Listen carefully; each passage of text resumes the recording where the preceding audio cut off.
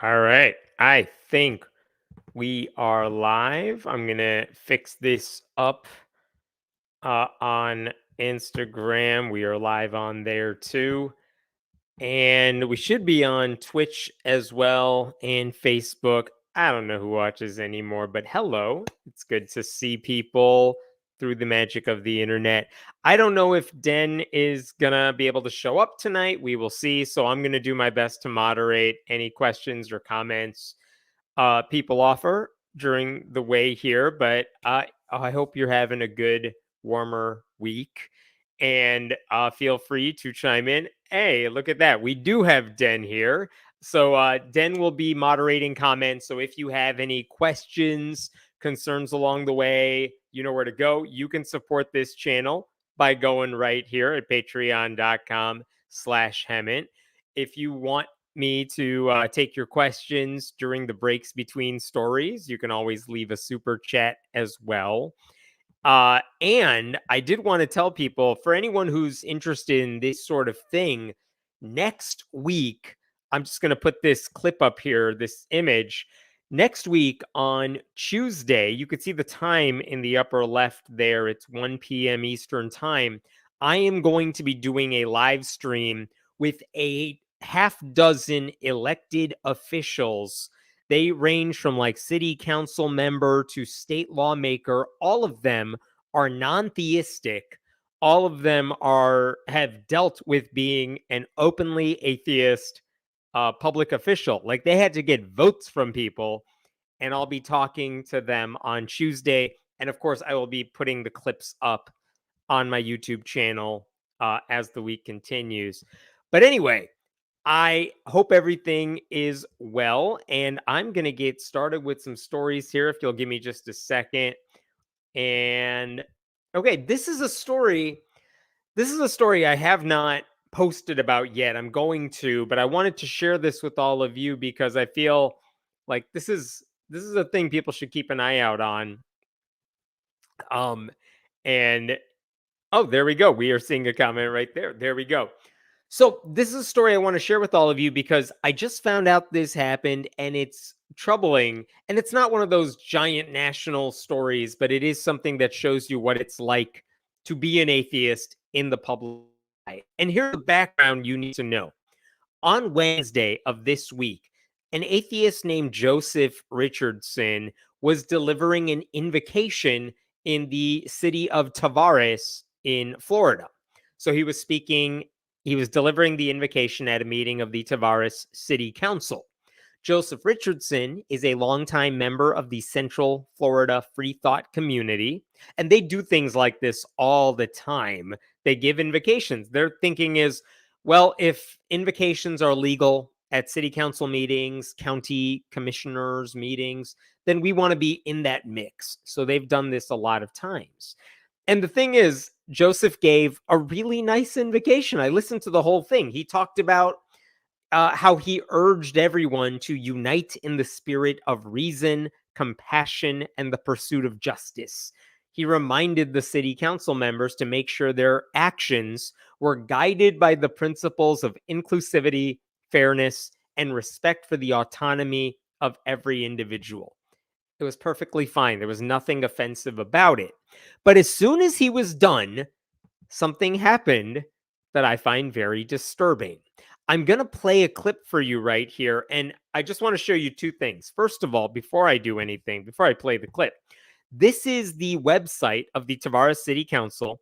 And you could see right above my head here, like they have their call to order at the beginning. Then they're going to do the invocation and Pledge of Allegiance.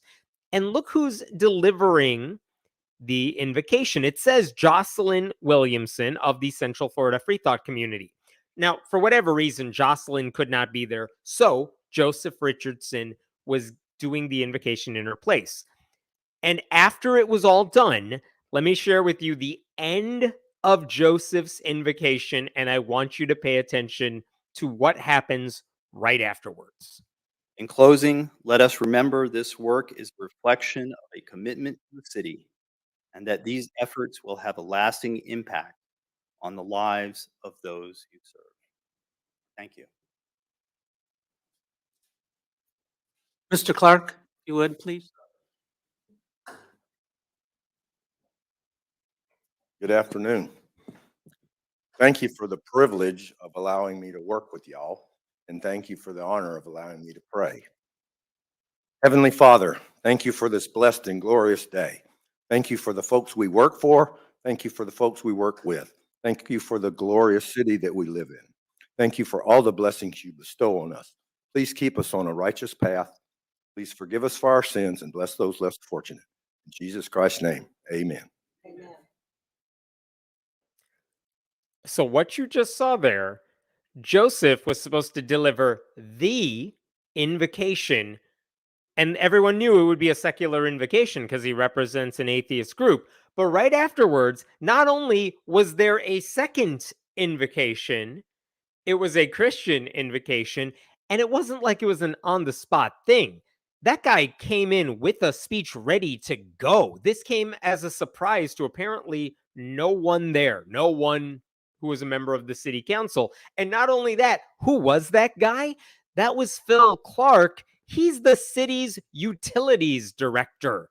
Like, he's literally some staffer they pulled and said, buddy, get your Christian invocation ready because we need you to, fix whatever Joseph Richardson just did. It was a second invocation. It was a replacement invocation because apparently, I guess, secular invocations don't count. And as you heard in that guy's second invocation, he referenced Heavenly Father. He asked God to forgive us for our sins in Jesus Christ's name. And look, that would be legal if that was the invocation that he was assigned to do. But he wasn't on the agenda. They brought him in as like a ringer to fix the problem. And what's a couple things are appalling about this. One is that this is not the first time this sort of thing has happened. Second, it's not the first time this has happened to Joseph Richardson specifically. In fact, this is the fourth time Joseph has given an invocation in Florida, and then it was followed up by a Christian invocation to, I guess, undo whatever he just did. This happened in the city of Apopka in 2015. It happened in the city of Eustis in 2017. It happened in Lake County in 2022. It actually happened in 2017 in the Arizona legislature when a state representative, Athena Solomon, delivered a secular invocation. And then one of her Republican colleagues was like, I'm going to chime in and just, I'm going to do a Christian one to undo whatever mess she just made here. In fact, one other thing, in 2019, Joseph Richardson gave another secular invocation. This was in the city of Ocoee, and the mayor literally apologized to the public right after he was done speaking. I'll show you this. This is from this 2019 meeting. The mayor said, sorry, this is bad formatting, but I want to say something. I apologize. This is something that was brought to us to do, not that we do it. We try to let everybody have a voice in whatever they want to do. So I just want to make sure everybody knows. Like, the mayor apologized for an atheist giving an invocation, even though that's a perfectly legal thing to do. Apologized for what? Who knows? Like, why are we doing this? Atheist invocations do not need a Jesus-infested do-over. And again, I think the thing that bothers me most about this isn't just the fact that they had to correct the record. It's the fact that they pre-planned this. Clark was ready to go with a pre-planned sermon, even though the agenda only listed Joseph or a member of the Central Florida Free Thought community as giving that invocation. So it was not an on-the-spot decision. It was decided in advance. And now, because of that, I just found this out today. The Freedom from Religion Foundation has sent a letter to the city, and you could scroll up here. You could see the date line on this. This is February 8th. Oh, so it was sent yesterday, but it's to the Tavares City Council. And the one part I want to share with you is this one down here, right above my head. We write to ask the council that the council immediately apologize to Joseph and ensure that the discriminatory conduct exhibited at the February 7th meeting does not recur. If the board cannot treat invocation speakers equally, instead favoring Christianity and denigrating non-believers, the practice of having an invocation needs to be eliminated entirely, which absolutely should happen. Not only that, by the way, FFRF, Chris Line, their attorney, if you scroll down here, they're also making a public records request. They want all communications between that utilities director, Phil Clark, and members of the city council, basically to figure out, how long have you guys been planning this out? And was there any reason offered to why you decided to follow, oh, hey, an atheist is delivering an invocation? Did you mention that? Because I'd be curious to see what those emails look like. How soon in advance did they do this? Is this something they decided to do, they would have done regardless of who's speaking? I doubt it. Or is it something they decided to do because an atheist was giving the invocation? So, very interesting. We will see if this letter gets anywhere. I'm very curious to find out how this plays out because, again, if a Christian was delivering an invocation, which I don't like, but it's legal as long as the city council, county commissions are playing by the rules. If this is legal, you would never see a Christian invocation followed up by a reminder to the public that, oh, by the way, as government officials, we don't take a position on God. And just for that, we just want to tell everyone, vote the way you want to vote based on your best rationalizing, best reasoning. You don't need to pray to God. You would never hear that. This is exclusively something they did because a secular person gave a secular invocation that did not invoke God, and I guess asked all the city council members to, do the right thing, act on behalf of the voters who put you in here, and that's not good enough for them. It's just appalling that they could do something like this and that it gets virtually no coverage. It's not like this is going to be headline news anywhere. It's just something you see happen. It's frustrating. I almost feel bad. I do feel bad for Joseph for having to do that. But I'm also really mad at the city council for feeling the need to correct what was an otherwise really nice invocation. That's it for that story. I don't have anything else, but it made me mad. And I wanted to share that with you before I moved on to some of the other stories I'd planned to talk about. Happy to take questions while we are getting the next story here up. They'll pray for the less fortunate, but never vote for policies that will actually help them. That's the part that pisses me off the most. Me too, turquoise sky. I mean, this is the case with conservatives in general, right? They'll pray to solve problems. They won't do the thing they literally were elected to do to solve any of those problems. They don't want to solve them. If they could solve them, they have the power to do so. They don't want to. And that's frustrating. But would they do the same with any other faith's invocation? I don't think they would. And again, I wonder, I don't know this in the case of Tavares, I wonder how many non-Christian invocation speakers they ever have. All the more reason to get atheists and humanists to make requests to deliver those invocations. Because if people are not pushing those boundaries, those standards, we're not even going to have this discussion of how will city council members handle it? How will the public handle it? And if they don't like it, if the city council can't handle prayers that are not Christian, then why are they praying in the first place? They do it on your way to the meeting. No one is stopping you from doing that.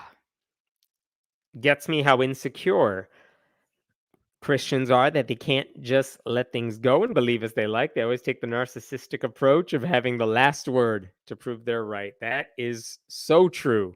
They have to get the mic drop moment in here. I don't know what they think is going to happen if Joseph or any secular invocation is allowed to stand. What do they think is going to happen? Is God going to smite them in the middle of the meeting?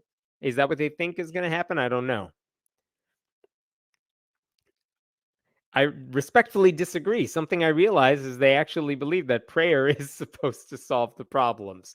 Listen, I will give you that. I think they do believe that. But if that's the case, then stay at home and pray. Go to church and pray. Do not try to get elected to city council or a school board or state legislatures or anything where your job is literally to take action.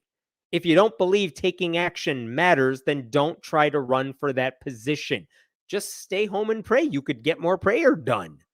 I mean, it's a waste of your time, but like if you believe it, then go all the way.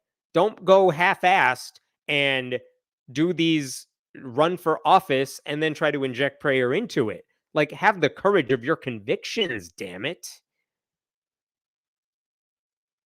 All right. Anything. All right. We're going to move to a different story here. Let's talk about. Let me make sure I have this up here. Here we go. All right. Let's talk about Arizona because there's always stuff happening in Arizona, but this one was especially surprising. Republicans in Arizona have introduced a bill that would ban satanic displays in public spaces.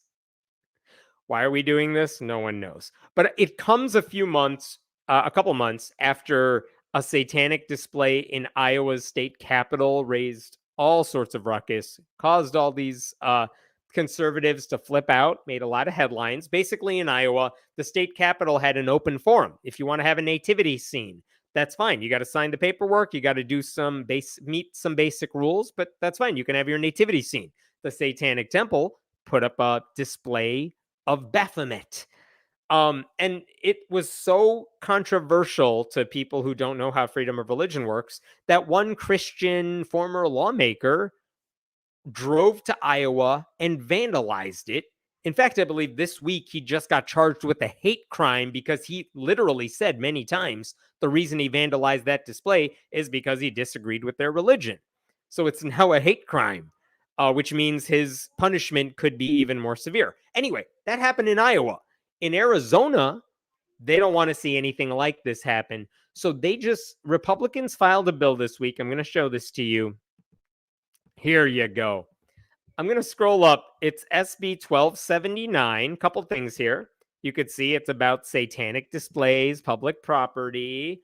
It's introduced by senators, many senators, but Hoffman over here, that's the main one. We'll get back to him in a second. This is a lot of legal mumbo jumbo, but basically look at the blue text because this is what gets copy pasted a few different times here. Satanic memorials, statues, altars, or displays, or any other method of representing or honoring Satan may not be displayed on public property in this state. No statues, no monuments, no displays about Satan. No satanic temple displays, nothing about Satan. And then they just repeat this over and over, depending on the part of the code they're trying to replace. And then look at the last bit right here. What is this called? This act may be cited as the Reject Escalating Satanism by Preserving Essential Core Traditions. Respect. It's the Respect Act. They want to show respect by, I don't know, prohibiting religious freedom. It's a weird way to show it. Interesting thing I learned this week. Senator Hoffman, the guy who sponsored this bill, he belongs to the Freedom Caucus in the state. He's one of those mega freedom guys. Apparently, it's freedom for him and not for anybody else. Okay. So, this is the bill they are trying to pass. Who is Jake Hoffman, by the way, the guy who's doing all this? I want to show you one thing about him, which is that Jake Hoffman turns out to be not just a conservative, not just a Republican, but look at this. On December 14th, 2020, a group of prominent Republicans, including the party's chair, former lawmaker Anthony Kern, and incoming legislator Jake Hoffman, signed a document declaring themselves the state's electors in favor of Trump. Jake Hoffman is a mega cultist and one of the fake electors in Arizona. That's how brainwashed this guy is, who is now filing this bill in the state Senate. So that's this guy. He's joined by a dozen other Republicans who don't understand that the Establishment Clause does not allow them to exclude one particular religious icon just because they disagree with whatever they think it represents. Because here's the thing about these satanic monuments. The thing we know about them is that when groups like the Satanic Temple put them up, one, they only put them up when there's already a Christian display there. Like, they never make the first move.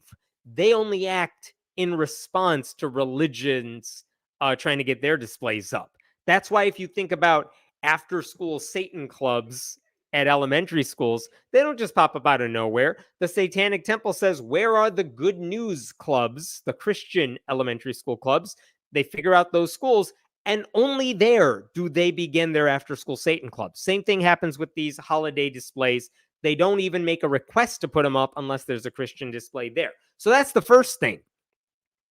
But the other thing is that by singling out one religious group's monument for exclusion, presumably when displays from other non-Christian faiths would be just fine, this bill will almost certainly trigger a lawsuit if it passes.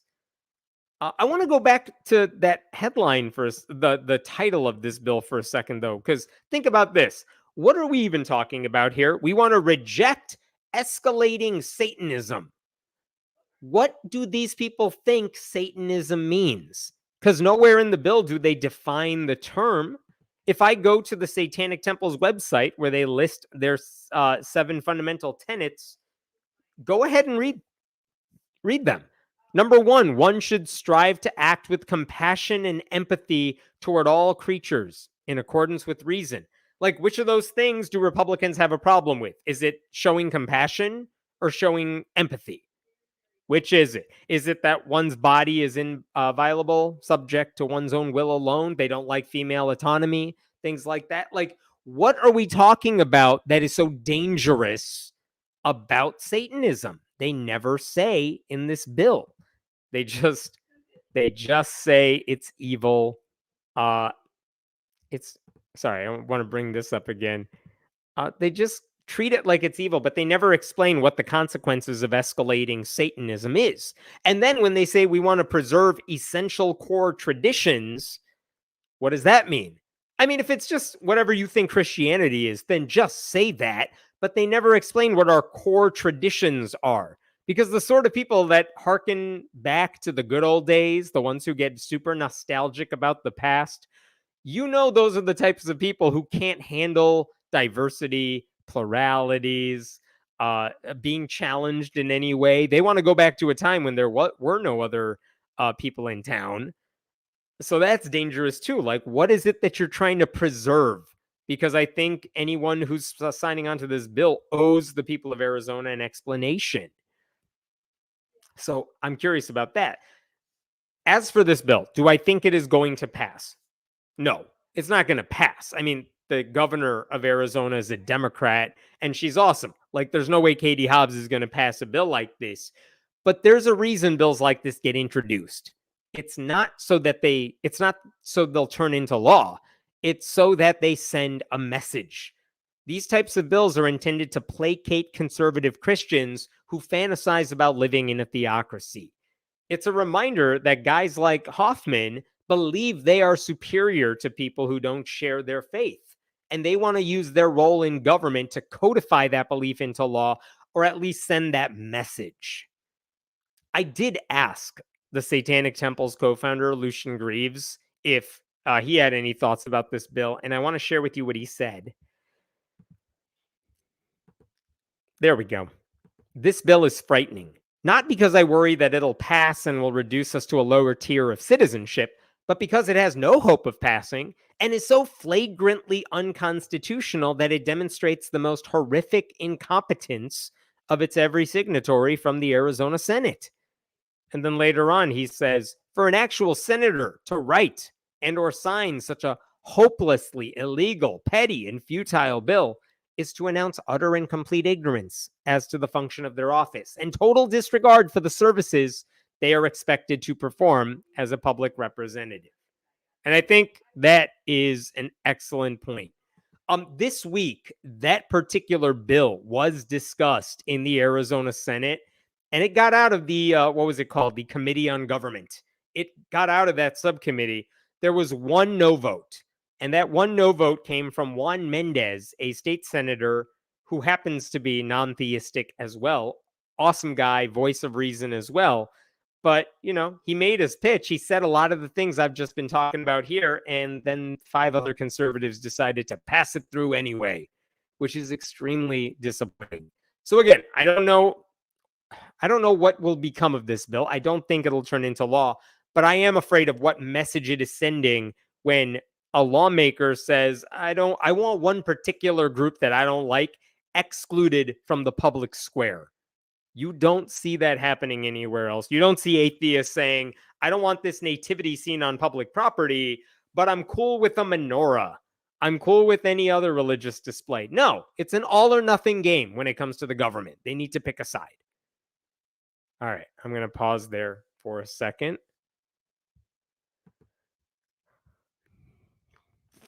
Any questions here while I pull up the next thing? Can we please ban Christian displays in public spaces too? Only if we ban all religious displays or all outside displays, you know? There are ways to do this in a legal way. If they don't like satanic displays on public property, okay, fine, but then you don't get to allow Christian ones in the same spaces. And what are public spaces? I mean, they're talking about a nativity scene in the Capitol building. They're talking about schools. They are talking about any place in public where you might see a government sign or something like that. You can't say yes to Christians and then no to Satanists. That's the game here. You don't get to pick and choose. Has the Satanic Temple even tried to put up a statue in Arizona, or is this preemptive? I think this bill is preemptive. There have been kerfuffles in Arizona in the past, but I didn't see anything relating to this bill that suggested they're referring to those old things. I think this is all in relation or in response to that to the Iowa display over winter with that Baphomet display in the state capitol in Iowa. So I think they're just trying to make sure it doesn't happen there now.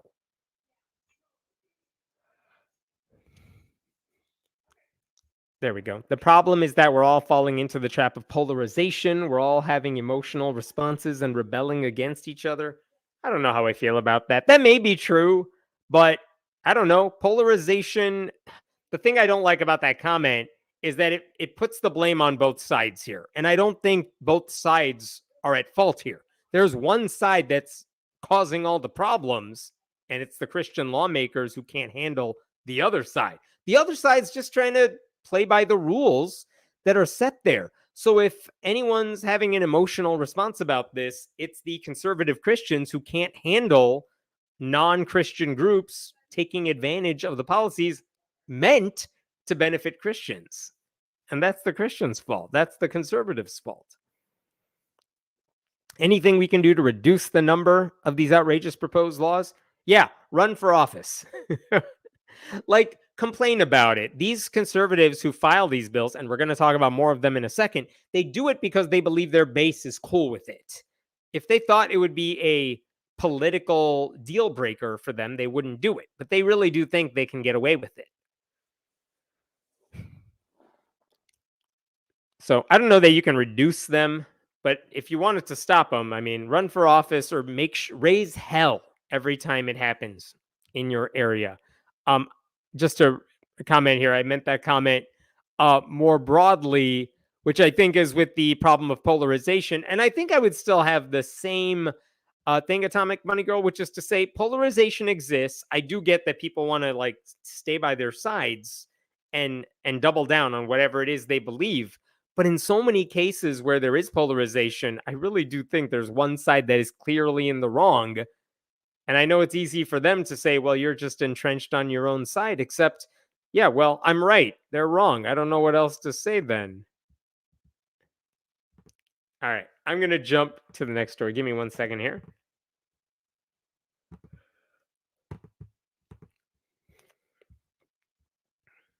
There we go.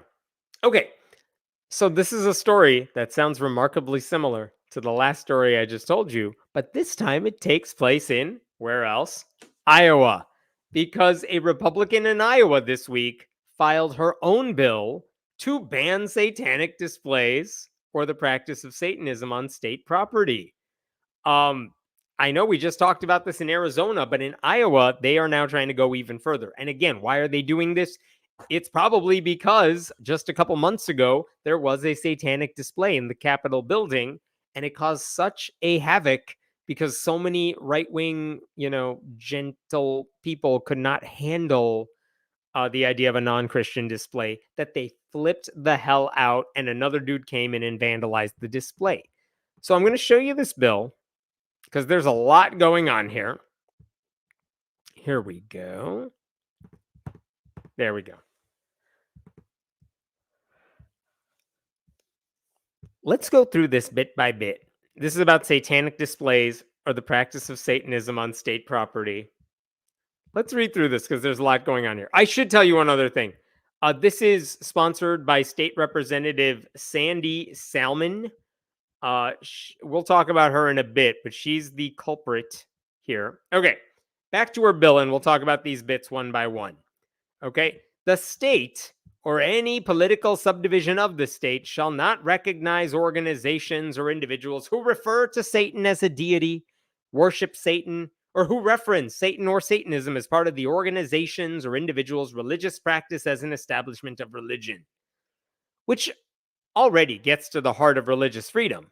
Like, the government is forbidden from restricting rights from people on the basis of their religious beliefs. That applies to Satanists and atheists and Muslims and Christians.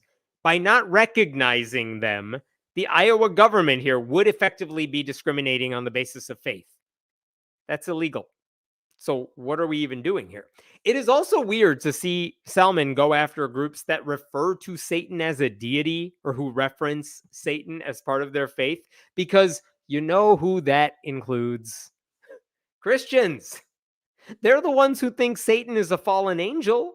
They're the ones who make constant references to Satan in all their fire and brimstone sermons. No one believes in Satan more than like white evangelical Christians and Southern Baptists and Catholics. Like, so what are we doing? Why are you mad about people who reference Satan? Because if you actually could ban them and the state can't recognize them, this hurts Christians, not like Satanists who don't actually believe in Satan. So that's messed up. Let's keep going down this bill. Displays, symbols, or the practice of satanic worship shall not be allowed on public property, in public schools, on property owned by public schools, or on any property owned by the state or its political subdivisions. It's a word salad. I think this is in response to those good news clubs, the Christian clubs that are in school. And then lately we have seen more stories about the Satanic Temple's after school Satan club pop up in several places.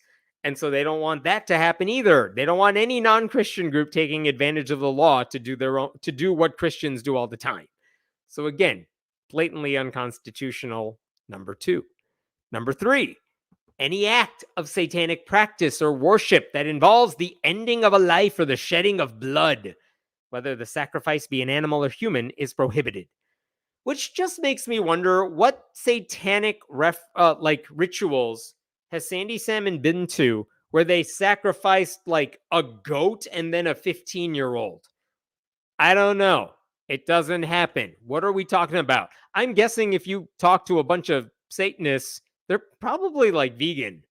So look, I'm all for it. Let's not sacrifice humans or animals. That's a great idea. Here's what I'm afraid of.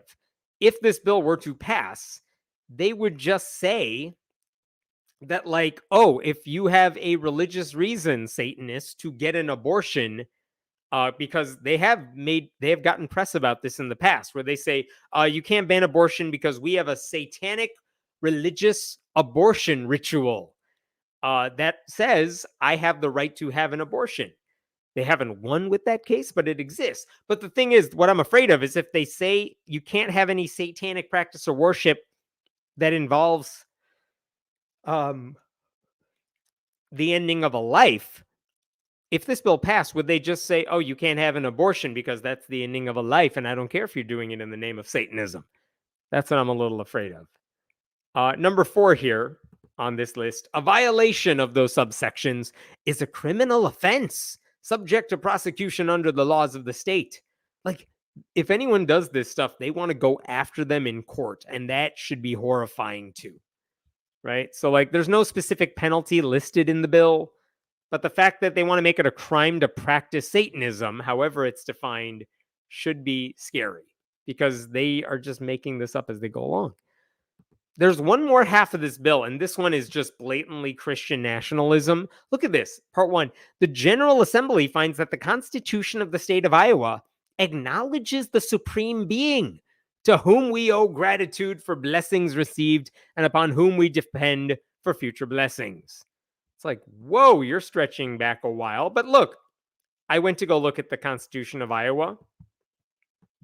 Look at it with me here. Here's the only reference to a supreme being. And it's just like the U.S. Constitution. We, the people of the state of Iowa, grateful to the supreme being for the blessings hitherto enjoyed, and feeling our dependence on him for a continuation of these blessings, yada, yada, yada. Here's the thing. I kind of understand why people would have believed in God 2 centuries ago. You know what I mean? Evolution, the discovery of evolution, all of that helped make it, intellectually okay to walk away from religion. But what are we looking at in that highlighted bit? That's not saying everyone in Iowa believes in God. The government is based on God. No, it's all about that's how people wrote at the time. It's a template. That is the rhetoric of the time. There's nothing weird about it. And to use that common rhetoric as a way to establish her religion as the official state position of the government is wild. And then this same bill, going back to the bill here, goes on to say, there's this long passage that says the General Assembly says, yeah, of course, there are different views regarding religion. And however, though a long line of historical evidence exists showing that the values found in the Judeo-Christian faith are fundamental to the foundation and freedoms of the United States of America, the state of Iowa does not grant favored status to any establishment of religion as the official religion in the state of Iowa. Which is a long way of saying, look, we're not establishing religion here. We get that there are non-Christians here. We're just saying Satanists suck, and they're not allowed to take advantage of any religious freedom rules we have here. Why would anyone go along with this? Like, if they're coming after Satanists now, they're going to go after Muslims next. They're going to go after atheists after that. So that's disturbing. The next passage here goes on to say the General Assembly finds that good and evil exist, which is a weird thing to put in law, because if you think about any political controversy ever, it's debates about what is good and what is bad. Abortion, is that good or bad? Same-sex marriages, is that good or bad? What about guns? I mean, to me, guns are bad. We should pass laws to get rid of guns, to limit how many people get their hands on semi-automatic rifles. You know what I mean? But to say that God is good and Satanists are inherently bad, that literally ignores everything we know about God if we read the Bible.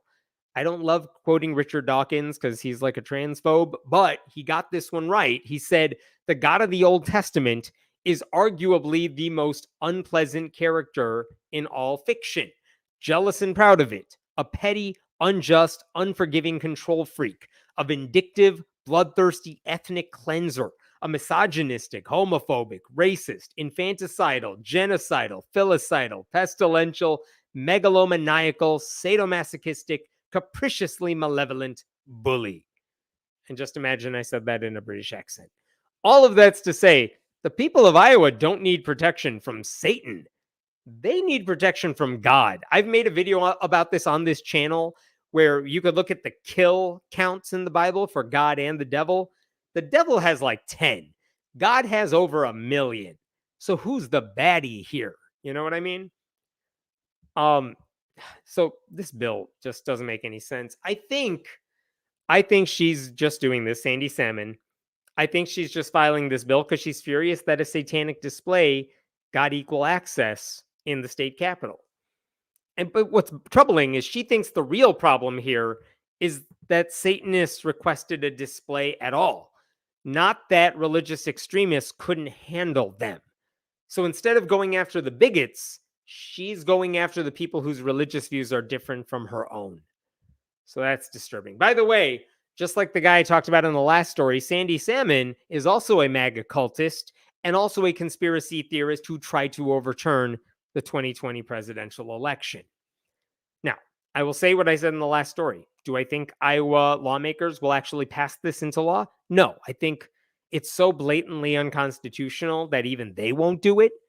But again, these bills are written not to be passed, but to send a message to the conservative Christian voting base. Like, keep voting for us. We got your back. We're going to make sure God and government are intertwined as long as we are in the majority. And I should say, Lucian Greaves, the Satanist who founded the Satanic Temple, he actually wrote about this on his own website, and I wanted to show that to you here. Here we go.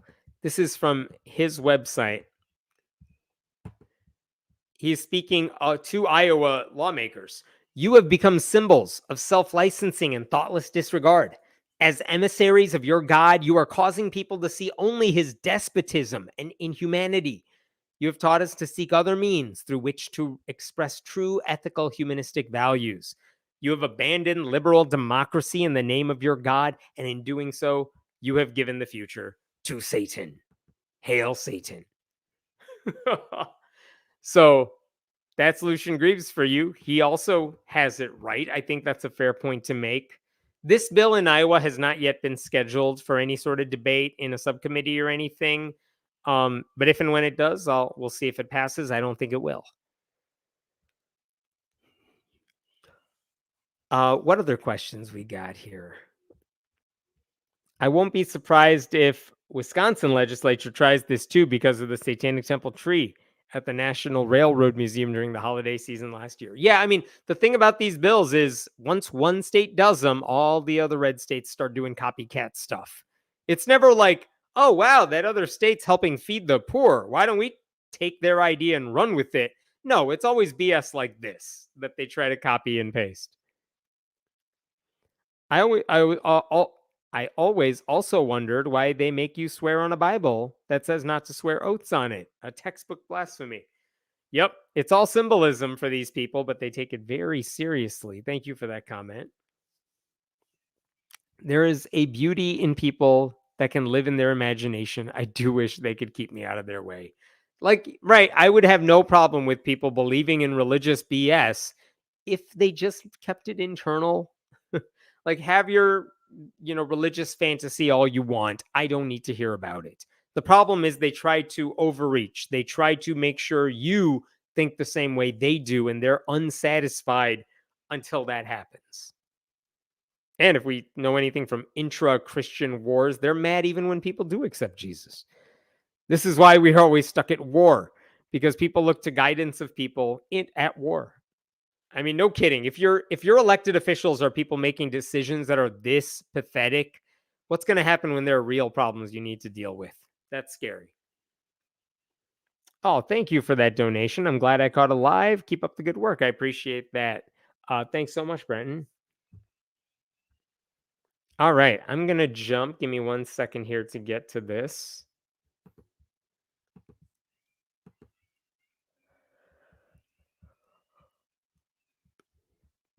Oh, I'm excited to share this with you. Let me make sure I have the image I want. Aha! All right. There we go. All right. So here's my question for all of you. When it comes to trust, which is at a premium in America these days, which professions have the highest ratings when it comes to honesty and being ethical? Which professions have the best numbers when people are asked, do you think profession X is honest and ethical? Like, do they have very high standards there? High standards, low standards, very low standards? Which profession or professions fare the best? I am so tired right now. I hope you all know this. It's been a very long week. 2 more weeks, I'll be back to normal. But it's been a long day, y'all. I see this in the comments. I'm going to give a shout out here. We have a winner here. Whoops. Not firefighters. There we go. Nurses take the cake here. Nurses are the winner. Nurses fare the best. I'm going to show you this from Gallup. Whoops. Let me pull this up and make sure it is pulled up. Here we go. Uh, do. There we go. So here is the record low ethics ratings in the US for 5 professions. And like right up here, you can see pharmacists here. This is not the highest. They're just on the list. Do I have was Oh, okay. The thing I was looking for is not there. But actually, if you go to the full list up here, nurses fared the best. They are at 78% in 2023. That is a drop of 7 points from like last year, but nurses did the best. You could see veterinarians are up there, engineers, dentists, doctors, pharmacists. All of that is typical. And you could see their numbers too, like 78% love nurses. Why would you hate a nurse? A lot of people, well, a majority of people, like dentists and doctors and pharmacists. I don't know why some of those are lower. Like, why are people mad at dentists? I know it's not pleasant, but they do their job. But here's the reason I wanted to point this out. Look at all those green bars on the right. That's showing there's a drop in pretty much every profession. But the thing I want to show you down here, which profession does the worst? Or I'm sorry, not the worst. Which profession is really low? Check this out. Clergy. Clergy members are at a record low of 32% in 2023. That's the lowest they have ever been. Right above my head there. There we go. I cannot tell if you could see everything I'm doing here, but there you go. There's clergy. So let's talk about this. I mean, granted, everyone is doing worse when it comes to ethics and honesty, but the clergy one really has to sting, right? Because those other professions are not founded on the idea that the people in those professions are moral leaders. And yet, with clergy members, they do it all the time. So, why is this happening? Why do only a third of Americans say clergy members, priests, pastors are honest and ethical? And I mean, talk amongst yourselves when it comes to figuring out why that is. One reason that I found interesting, this is from Christianity Today, and I kind of laughed when I saw this. This is what reason they gave in Christianity Today. Americans are also less likely than ever to know a pastor, with fewer than half belonging to a church and a growing cohort who don't identify with a faith at all. And I don't love that reason. Because I'm just thinking, who cares? I don't know a lot of firefighters. I don't know a lot of nurses, but I still respect the profession. So, like, who cares if people don't go to church? It's not like they don't know what a pastor does. The problem, I think, is that they all do know what a pastor does, and that's what's turning them off to the problem, right? In fact, to their credit, Christianity Today spoke with the executive director of the Institute for Transformational Leadership at North Greenville University, private Christian school. Here's what he said. Finn also pointed out how scandals like clergy sex abuse, growing political polarization, and evangelicals' countercultural moral positions can contribute to the decline in credibility among clergy, especially among those who have either had bad church experiences or whose worldview assumptions are already at odds with historic Christian beliefs, which is fair. I mean, I do think that seems more accurate, but let's unpack that for a second. There's no shortage of news articles about pastors behaving badly. And so many of the pastors who have avoided scandal, they still hold beliefs that are untrue, harmful, and bigoted. Like the biggest denominations in America, Southern Baptists, Catholics, they have failed to adequately deal with sexual abuse in their church. The ever powerful white evangelical bloc continues to carry water for the most corrupt presidential candidate in history, while also ignoring his dictatorial fantasies, his blissful ignorance, his 91 criminal charges. So, like, you can't go to them for help. Meanwhile, purity culture still looms large. Patriarchal thinking is still big in a lot of these churches, and they're really popular among young conservative Christians online. So if you're looking for ethics and morals, you're not going to find them in a church, or at least that shouldn't be your starting point. And one of the reasons I think this is important is because there are a lot of people who might lose their faith in God in college or in high school, something like that. They are atheists. But after they get married or whatever, after they have kids, they think, oh no, I need to raise my child with morals and ethics. What should I do?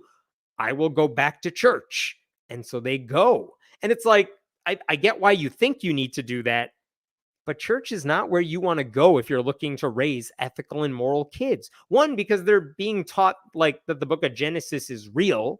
But second, because how can you go to people who are anti-LGBTQ, anti-abortion, anti-women's rights, pro-Trump, all that stuff? How can you go to a church like that and think to yourself, these are good people. These people know how to tell the difference between right and wrong? You can't.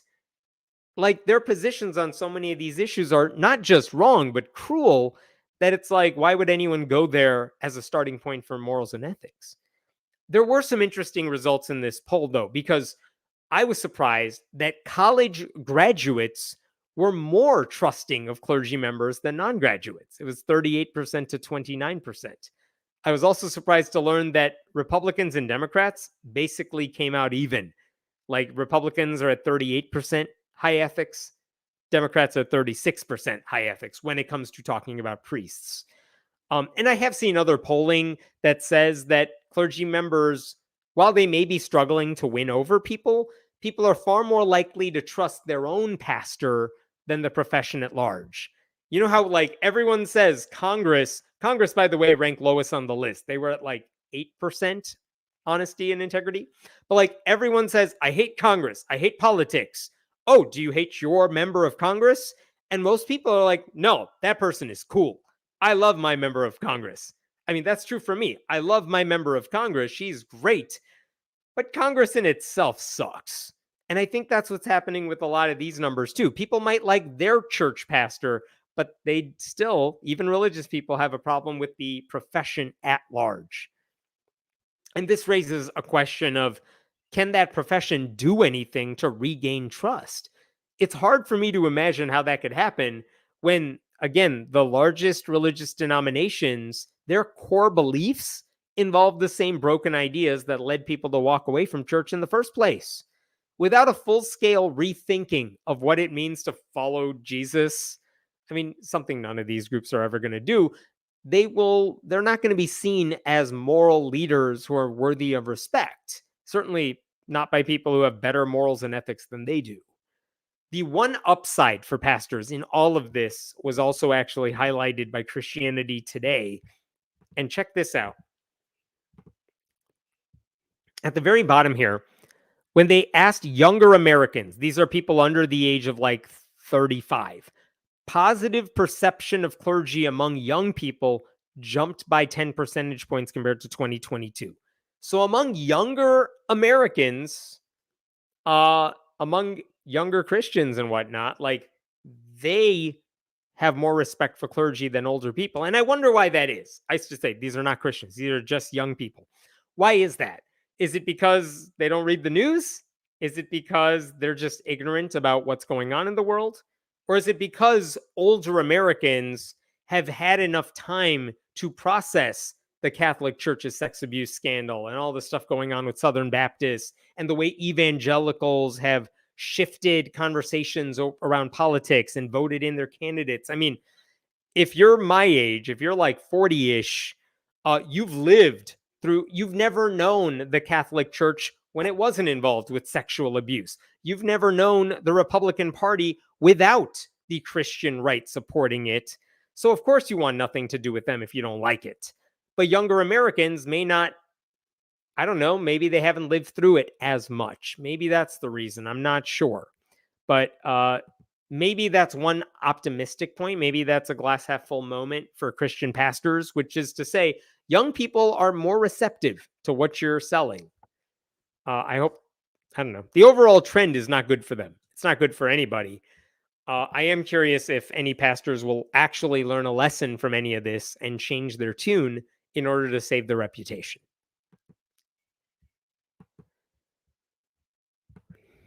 Thanks. What's the question here? More and more people are finding their community online. Plus, with the internet outing bad actors out in a worldwide way, it's easier to see the lies. That's fair. I mean, I run across so many stories about bad pastors, pastors who are doing horrible things, that it's like, yeah, if I'm seeing it here, if I'm seeing it on TikTok, if I'm seeing it elsewhere, odds are I'm not the only one. I don't have to go to some whole dark area of the internet to find those stories. So yeah, they go viral. Not only that, I think people are rightly starting to connect the Republican Party with the Christian right and all of its policy beliefs, because if Trump wins again, the Christian right will be steering the ship. So people who follow politics are more in tune, and they realize they want nothing to do with any religion that leads you down that path. What? Judgmental, authoritarian, LGBTQ plus condemning, right wing bigots standing at a pulpit aren't trusted? The shock. Yeah, right on. That's the idea. I mean, again, why would you trust these people when they bring nothing of value to the table? And that's not to say there are not good pastors out there, but even good pastors often belong to churches that, that believe in horrible things when it comes to abortion and, LGBTQ rights. Those who save lives should be the highest paid in society. Those who risk their lives to save others, most of all. Hey, fully agree. We should be paying nurses and doctors and firefighters and teachers so much more. All for it. Hey, do something about banning books in the US. Sure, I'll get right on that. I don't know what you want me to do. If you have a specific, let me know. I mean, my way of countering it is I read books and I urge other people to read books and I vote for candidates who are not insane. And I hope all of you do too. Uh, as far as me, I mean, there's a limit to what I can do because I don't hold the levers of power here. But again, in general, if it's happening in your community, you could speak out against it. If it's happening through an elected official, you can make it very clear you're never going to vote for that person, and then urge everyone not to vote for that person. The reality is that churches are not worse than secular abusers, but they do teach that the abuser is to be forgiven and the abuse not exposed to the public or police. I don't doubt that. I'm not suggesting secular people are somehow, paragons of ethics and virtue and all that.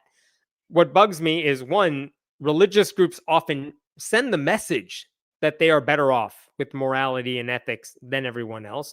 And secondly, we have so many examples of how they, sweep things under the rug, how they ignore sexual abuse. Go look at all the stories written this week about the International House of Prayer in Kansas City and all the sexual abuse that is only now coming to light, even though it happened decades ago. Like, there are some scary things happening. And the thing is, because of the church infrastructure, we've talked about this with the Mormon church, with the Mormon temple. If there is abuse that is reported, bishops are told to contact the church to save the church's ass, not to go to the police about it.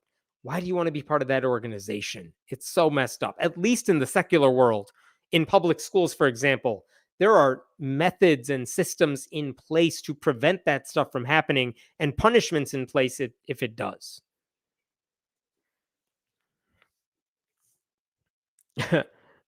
I appreciate that. All right. One last story for you, and then I'm going to wrap it up because, as you could tell, I am very tired. Give me a second to pull up some stuff here.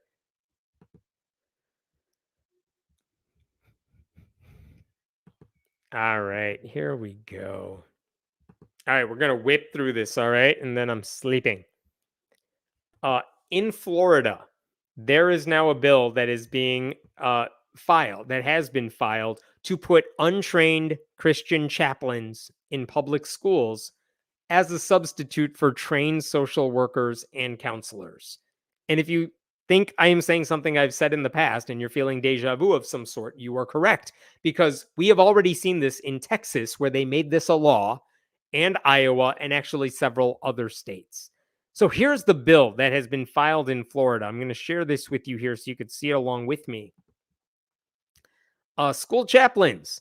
Each school district or charter school may adopt a policy to authorize volunteer school chaplains to provide support, services, and programs to students as assigned by the district school board or charter school governing board. The school district, well, all of them at a minimum, they must describe what the volunteer school chaplains will do. They must require that principals of schools with a volunteer school chaplain inform all parents of the availability of that person. Now, here's where I found it interesting. It says you need parental permission before a student can meet with that chaplain, which, you know what? I like that provision. That's important. They also say these volunteer school chaplains have to pass a background check. They have to list their religious affiliation on the school district's website. All that is well and good. But the policy itself is still super broken, right? And that's the problem here. The caveats make this bill better than what they passed in Texas, but the entire bill is just another way to shove Christianity into public schools. Because Christians, unlike other smaller faiths or secular groups, they already have the infrastructure to ordain chaplains. They can create more chaplains. If a school district was looking to hire a chaplain, odds are they're going to find a Christian who could fill that role. That said, this bill doesn't say what type of ordination is needed. There are no qualifications to be a chaplain. I guess someone just has to vouch and say you're a chaplain. But if you wore a little tiny hat that said chaplain on the brim, as far as I know, that counts. You can be a volunteer chaplain as long as you pass a background check. There is no minimum amount of training needed, which means their services won't be nearly as useful as they would be if offered by trained professionals. That's the problem here. And the person who is promoting this bill over and over and pushing for it, that person's name is Erin Growl. She is, where did we go? Oh, I wanted to show you this. She is an anti-abortion. When you hear about Ron DeSantis pushing all these horrible bills through Florida, a lot of them are thanks to Senator Erin Growl, who has helped push his abortion ban in Florida, things like that. Check this out though, because I found this interesting.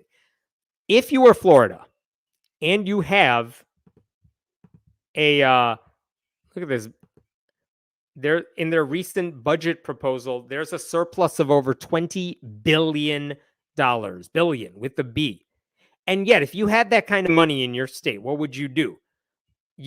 I would hope, if mental health was a concern and you wanted to help the children, you would say, we're going to hire more, we're going to train more counselors, train more social workers, and then hire them. And we're going to pay teachers more. But look at this. According to this article here, the National Association of School Psychologists says there is one psychologist for every 1,828 Florida students, more than 3 times, the recommended ratio. They are lacking people in these professions. If you're lacking that stuff, if you're lacking people in those trained positions, the solution is to throw more money at that problem, pay them more, train them more. What you don't do is pull people off the street with no training and just throw them at the problem. That's only going to make things worse. And also, it doesn't help that Florida's Republican Party is, according to this headline here, if I can show you, this is teachers say they can't live and work in Florida anymore, which is a problem. Like Ron DeSantis's educational policies are so bad, many teachers are just leaving the state because of how draconian they are. So that doesn't surprise me either. It's no wonder you can't find these people. But what did Erin Growl say about all this in these articles? Why did she say she supported this bill and having these people offer this other perspective? I was looking for one particular thing. Let's see if I could find it here. It disappeared on me. Come back highlighted bit that I was looking for. I will find it somewhere. All right, I'm just going to show you this right here. Boom. Look at what Erin Growl said. I view this as an alternative to mental health counselors. I see this as an alternative for families. She dismissed the idea that the argument that chaplains could give students bad advice. What happens when our children receive the wrong advice from a mental health counselor? Like, when asked what happens if the counselors, the fake counselors, the chaplains, what happens when those chaplains do a bad job? She's like, well, what happens when real health professionals do a bad job? And the thing is, if you are a trained counselor or a trained social worker, you might make a mistake. That does happen with everybody. But the fact that they're trained means they make fewer mistakes. That's the point. And if they make an egregious mistake, there are going to be repercussions for it. By replacing those trained professionals with faith-based chaplains, that is a clear sign you're not interested in good advice, reason-based advice, like laboratory-tested advice. This problem is so bad that in Texas, where they passed this law already, religious chaplains have literally begged school districts not to go through with it because they know what the lawmakers don't. They want to see kids thrive, and those chaplains know that just throwing faith-based services at children who are not asking for it creates more problems than it solves, right? And again, if you want to see a chaplain and you're a teenager, or you're a parent and you want your kid to see a chaplain, you can already do that. Just go to church. It's fine. This is what the assistant state director of American Atheist said. I personally don't want to see an untrained, I think they mean untrained counselor, telling my children, they are unworthy or to stigmatize them. And I think that's a valid concern. What happens if a kid in a high school is depressed because they are gay, because they are trans, and they want to talk to an adult about it, and the adult they end up talking to is a Christian chaplain who doesn't even think trans people exist and who thinks there's something wrong with being gay? Like, you are not going to get the help you need, which you would have had you talked to a trained chaplain. You know what I mean? That's messed up. So the bill I showed you, that was the version filed in the Senate, but the Florida House is already on the verge of voting for this bill. And it's not just Republicans. The Florida version, the House version of this bill in Florida got the votes of 2 Democrats who sponsored it. Kim Daniels and Lisa Dunkley, both of whom are like functional Republicans. They have a D next to their name, but they are conservative and just totally crazy when it comes to religion. So that's not helping. The Senate version, the one I showed you, that just got approved by the Education Committee. And the only thing they changed before they passed that bill in committee is that there was a provision that said every school district has to vote on whether or not they want school chaplains. And the thing is, why do we need to vote on it if the law says you can have it? They want school districts to vote on it because if a school district says no, they want to go after those school districts. They want to pretend like it's a choice and then punish you if you make the choice they don't like. But that's where we're in with the Senate version. They removed that clause and then passed the bill, and now it's up for a vote there. So the one person I want to give a shout out to here, when it came to discussing this bill, in the state Senate, one Democrat fought against it. And check this out. This is from Religion News Service here. I'm going to remove this highlighting, and I'm trying to go away. There we go. Democratic Senator Rosalind Osgood, who has, let me break this bigger, who has a master's degree in divinity, is a former Broward County School Board member, and served as a chaplain for the Fort Lauderdale Police Department. She is someone who fits every version of this bill. Like, she's done it all. She voted against the bill. She said the idea could create division among parents fighting for or against the policy when education should be the priority. It puts school districts in a position that takes their attention away from education. Now the school board is focused on chaplaincy instead of education. And she warned about the widely different interpretations of religious beliefs, even among Christians, such as some Baptist organizations that don't approve of women being pastors and people who use religion divisively instead of accepting all people. Like, yes, ding, ding, ding, you nailed it. That is a Democrat, again, Rosalind Osgood, who is a chaplain, who knows all this stuff and says, yeah, we don't want to do this. It's a bad idea. You don't want to open this Pandora's box. So I'm right there with them, but this is Florida where all good things go to die. So I don't feel optimistic about this bill getting stopped. I think they're going to do whatever Texas is doing, no matter how many students don't want it, no matter how many adults adults with experience say this is a bad idea, they're still going to go through with it. So that's scary. Keep an eye on this bill. We'll see what happens. All right. I think I'm done for tonight. It's been a long week. I'll take some last questions here, and then I think I'm going to wrap it up. It is demeaning and demoralizing to individuals who are trained. No kidding. Again, if they said, yeah, of course we want more teachers, but to temporarily fix a shortage, we'll invite chaplains in, but they have to follow certain rules like no proselytizing. You have to meet a certain minimum amount of training. Okay, we could have that conversation because at least there are qualified Christians, there are qualified humanists who could do all that stuff. But that's not what this is about. This is about shoving Christianity into schools. Everyone knows that's what they're doing. It's why they're filing these type of bills in state after state. And as a result, how many school districts are going to say, well, I have 10 chaplains, volunteers on my staff, so why should we hire another trained counselor? That's the fear. They're ultimately going to make decisions that hurt students because they're so hell-bent on promoting Christianity here. Florida is short thousands of teachers. The starting pay is unlivable, and pay increases are based on test scores. Jesus, that's horrible. And so who would want to sign up for that? No kidding. As a former teacher, that sounds miserable. I don't know. I mean, kudos to anyone who is teaching and anyone who is teaching in Florida right now, because it is not easy. If you know a teacher in Florida, send them all the coffee gift cards and then give them a big hug because everything sucks for them right now. And now you have Republican lawmakers and a couple token Democrats who are bad at their jobs who are basically saying, yeah, let's help Ron DeSantis push more educators and administrators out of the state. It's a horrible idea. They don't want the educated advising kids. They might have educated ideas. They want the ignorant advising the children. It's how they stay in power.